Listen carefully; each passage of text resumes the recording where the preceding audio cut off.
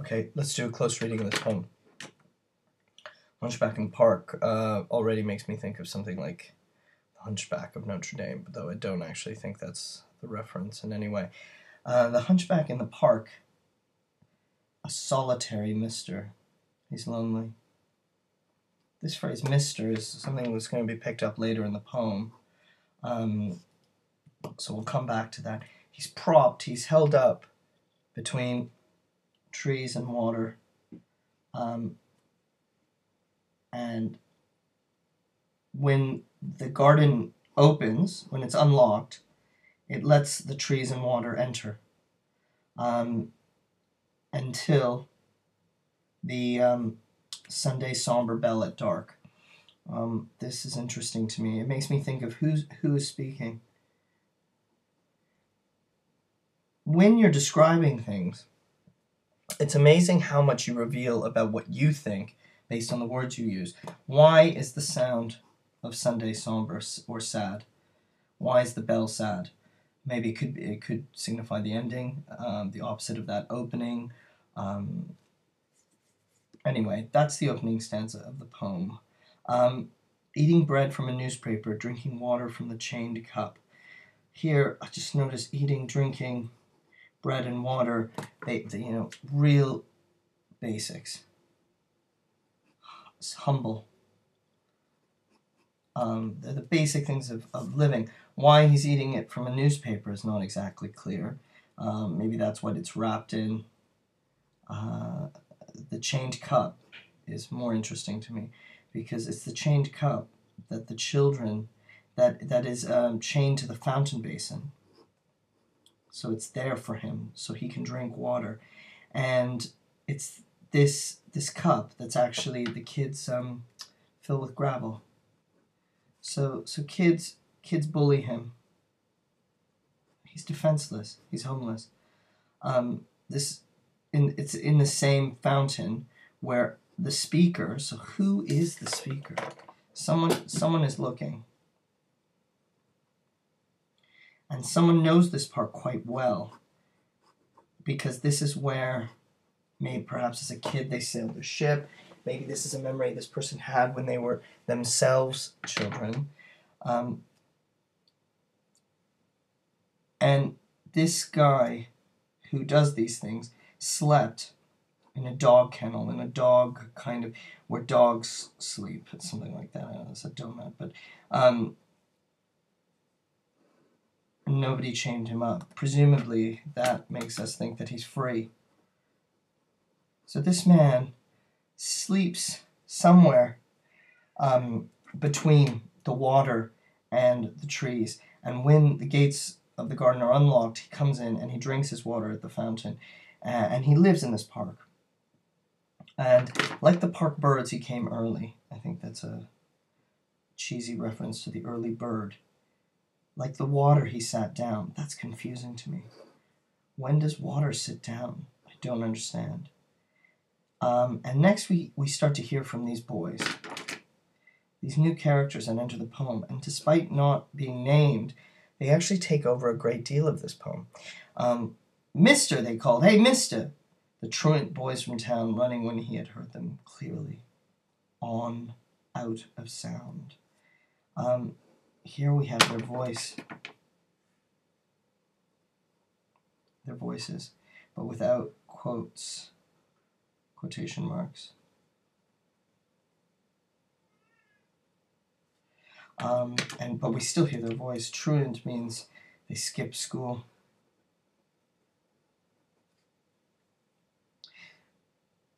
And he runs away from them.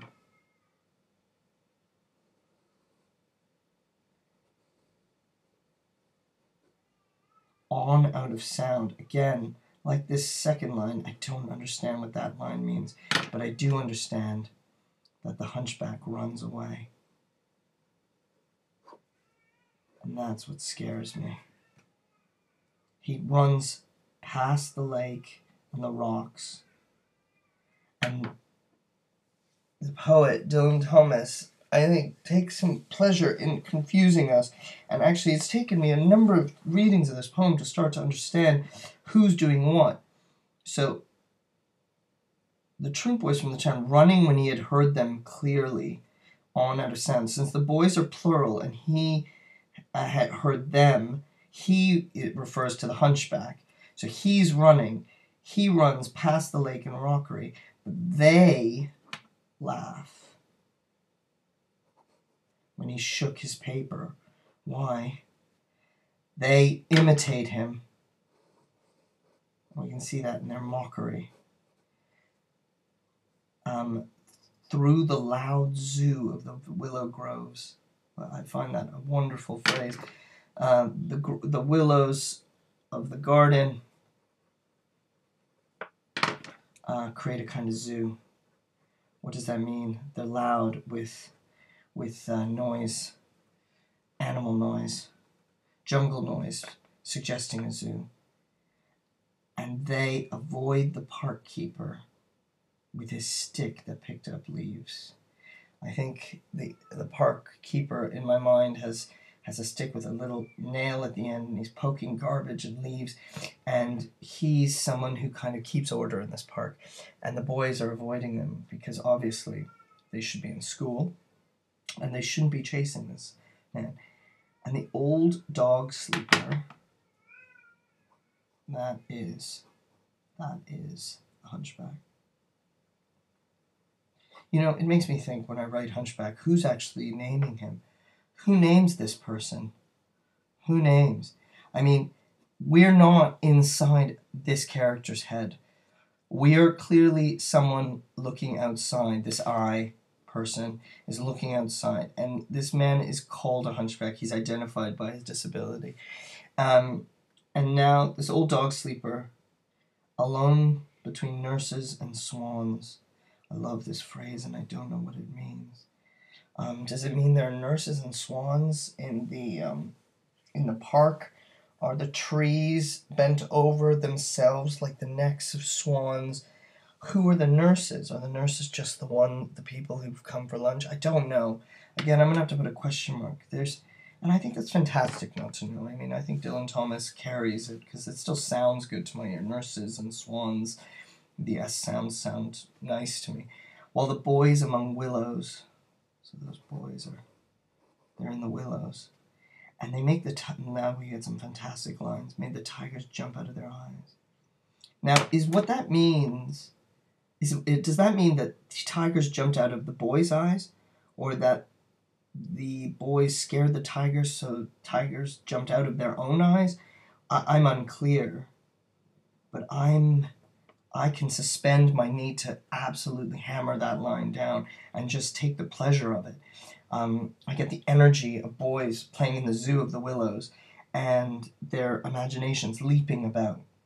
And they roar. It must be the boys. The boys are roaring on the stones, and in the groves we're blue with sailors. Now, what does that mean, blue with sailors? Does that mean sailor outfits made the atmosphere look blue? There were so many sailors, the place was blue. I mean, that's one meaning. But again, it reminds me of Wallace Stevens, that kind of magical language that sounds good enough that I just accept it, and it creates a color scheme in my mind, and it just creates something that I totally just assent to. These boys are having a really amazing, imaginative time leaping about. Made all day until bell time, a woman figure without fault, straight as a young elm, straight and tall from his crooked bones, that she might stand in the night after the locks and chains. Here he dreams of someone who's with him at night after the park is locked up. And what is this person? She's a woman, and she's straight and tall. We desire what we are not. An old, hunched over man desires a straight, young woman, and she will stand in the night to protect him. Why does he need protection? Why does he need protection? The day's over. The night has come. It's all night. It's become night in the unmade park. Unmade is like the bed. when my wife yells at me for not making the bed. The unmade bed, incomplete. Why? How is a park unmade? Unclean, perhaps, or unkept? I don't know. After the railings and shrubberies, the things that are in the park, the boundaries, the outer boundaries. And then you get this list without punctuation: the birds, the grass, the trees, the lake. After all these things, and there's a slowdown with this and. Whatever is after the end could be in this long list, but there's a deliberate slowdown. And the wild boys. The boys are now described as wild. They're wild, but they're innocent. And innocent is what? There's a simile here. Innocent is strawberries. Now again, strange. How's a strawberry innocent? I mean, again, we're in the magical world of poetry, where perhaps bananas are guilty because they look like guns, or blueberries are guilty because they keep stains all over your hands. I don't know what poet here means by innocent as strawberries, but the idea is, for me, that those strawberries evoke something of red and suggest to me something bloody, because after all this,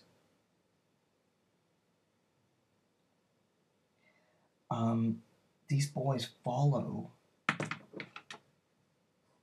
hunchback to where he sleeps in the dark. And I almost feel like this thought is unfinished, unmade. It's unfinished. What happens there? One full day has passed from morning to night, but what's intertwined are these boys and this hunchback. And I'm scared. I'm genuinely frightened by the end of the poem. Now, there's some sense that perhaps this will just be another day, or perhaps the speaker of this poem remembers this day, because at night something bad is going to happen.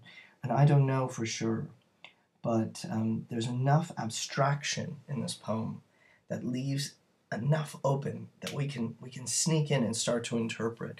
And there's enough structure that keeps it straight and tight. So that combination leaves us with a story, a very straight story, but with the suggestion of all sorts of other things going on beneath the surface.